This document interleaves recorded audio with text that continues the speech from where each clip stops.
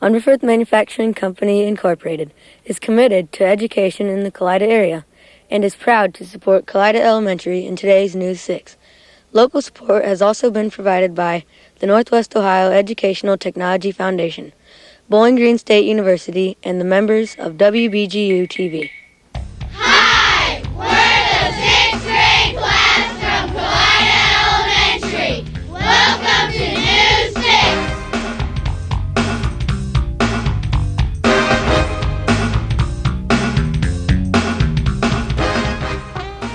Hi, I'm Barry Warnke from Kalida Elementary. Welcome to News 6. With today's first story, here's Andrea Elkins. Can you imagine yourself in the 1800s? Well, if you can do this and more at the Putnam County Historical Society Museum in Kalida, Ohio, News 6 reporter Katie Wary has a story. Imagine yourself in the 1800s. You can imagine this and more at the Putnam County Historical Museum. We are here with Mrs. Wise, who is the curator of the museum. Mrs. Wise, could you tell us how this museum came to be?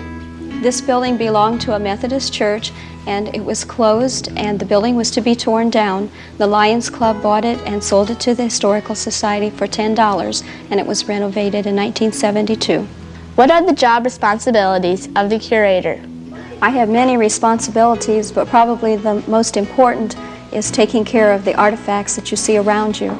I am responsible for the displays and exhibits, and when people bring articles in, I help to make the decision along with the board whether or not we accept these items. What is your favorite artifact in the museum? Probably one of the most interesting items is the Wheeling Peach Blow pitcher. It is hand-blown and very unique, and probably one of our most valuable. Would you tell us about some of the older items on display? We have a spinning wheel, which is called a walking spinning wheel, and the thread for the coverlet that sits beside the spinning wheel was spun on that particular spinning wheel. The coverlet was made by a lady named Rhoda Meeks, and she was nice enough to put her name and the date, 1879, in the corner of the coverlet. Thank you, Mrs. Wise, for telling us about the museum. Now back to the studio.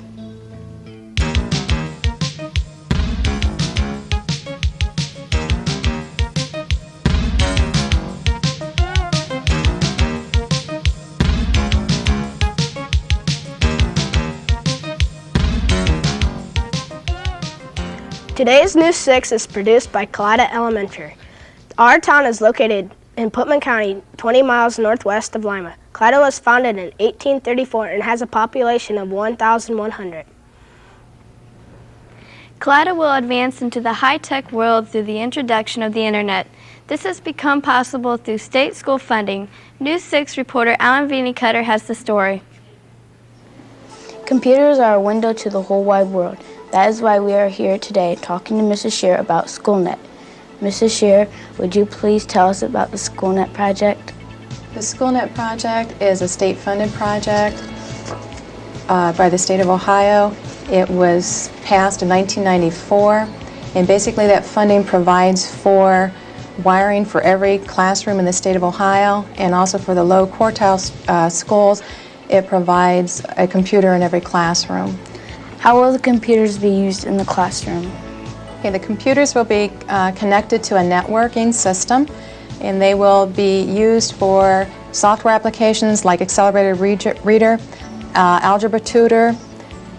They'll be able to access our library as well as other outside libraries at other schools, public libraries.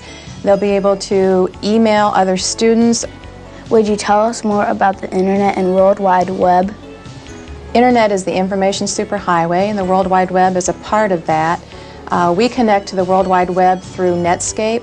Kalida High School was the first school in the state of Ohio to have a homepage on the World Wide Web. What are some of the more interesting locations we can visit on the Internet? Some of the really neat locations that you can access is the frog dissection page. You can access the dinosaur exhibit in Hawaii, the museum, the Louvre in Paris, France. You can see the shuttle or monitor the shuttle as it goes up with the NASA Space Link. And also visit bush gardens, the mammal exhibit, the aquatic exhibits. Thank you, Mrs. Shear, for sharing the SchoolNet project with News 6. This week's edition of Kids View asked the 6th graders about the perfect age. Here's what they said. Hi, I'm April Buss with today's Kids View question, which is, if you could be any age, what age would you be and why? I would be 2 years old so I'd get all the attention and wouldn't have to go to school.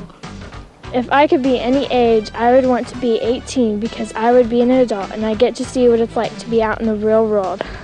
I would be 25 so I could try out to be in the NBA. And then, if I don't make it, I would try to be a physical education teacher. Our last story is about the new playground equipment installed at our elementary school. Here's News 6 reporter Amy Earhart with the story. The best part about school is recess. Now that we have new playground equipment, the kids enjoy it even more. Miss Colley, how did this all come about? Well, the playground equipment came about because several mothers had asked if more equipment couldn't be put out by the school, and we commented that there wasn't enough money, and their mothers' clubs decided to raise the money for it.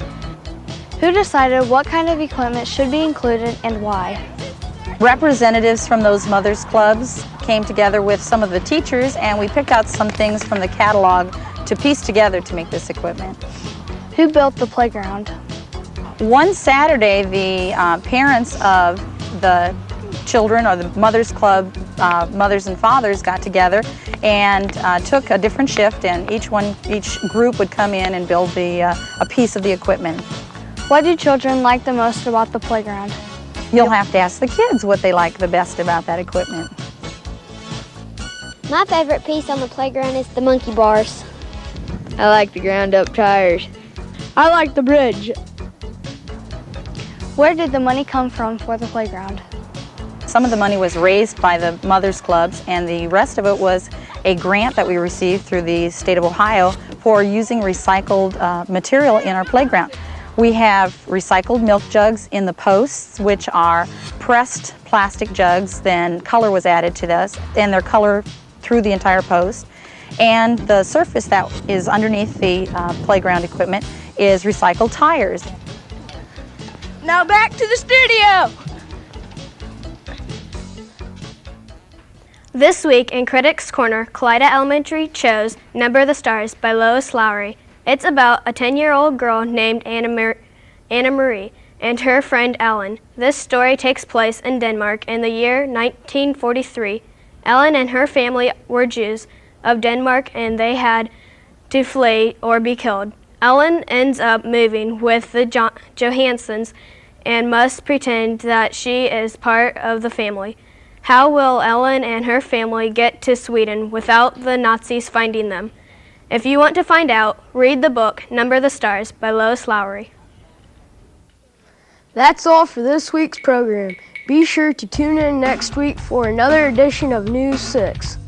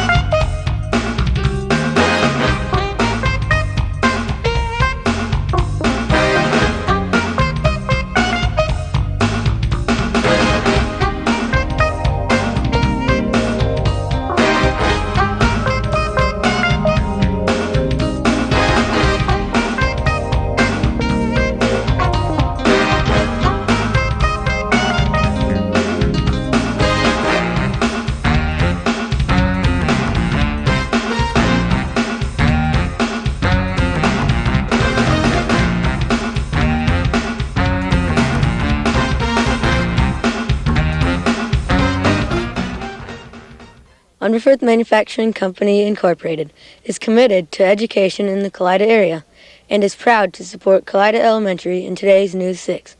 Local support has also been provided by the Northwest Ohio Educational Technology Foundation, Bowling Green State University, and the members of WBGU-TV.